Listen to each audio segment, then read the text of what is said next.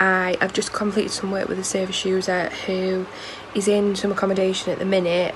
However, he doesn't actually feel safe there, he's not comfortable there, so he's asked if we can support with a bond or like the first month's rent up front. So I've just now finished the application for that and sent that off, and we should hear back within the next 2 days, and that's just down to emergency funding that's available because of this COVID situation. Had one who was being released today, he'd got an address, so that's brilliant, really happy with that. Then I've got another case who was due to be released on Thursday.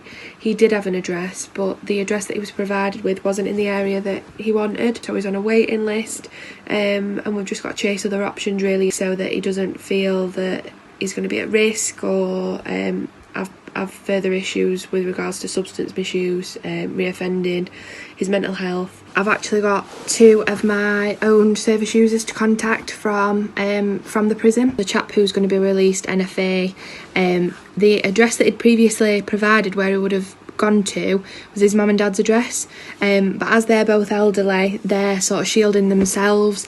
He's a little bit nervous and a little bit unsure as to what's going to happen because he's never been in this position before. And then with the other one, the chap who'd got medical needs, he's a little bit worried because he's concerned that he's going to be released homeless, and he's got diabetes, and he also has got some wounds to his legs because there is limited access to services, that he's potentially not going to get his legs dressed when he needs them or the medication that he needs. So I need to make sure that all the correct agencies are involved. Yeah, I'm finding at the minute that the people are being released, and a lot of them have sort of said to me, I'd rather stay in here, I'm safer in here. And obviously deep down they probably don't want that, but things are quite difficult at the minute because services are limited. Some places aren't even accepting new referrals. In some areas I'm finding that there's a bit of a backlog. People haven't been accommodated previously, they're at the top of the waiting list for when the services reopen. The services now reopen, and obviously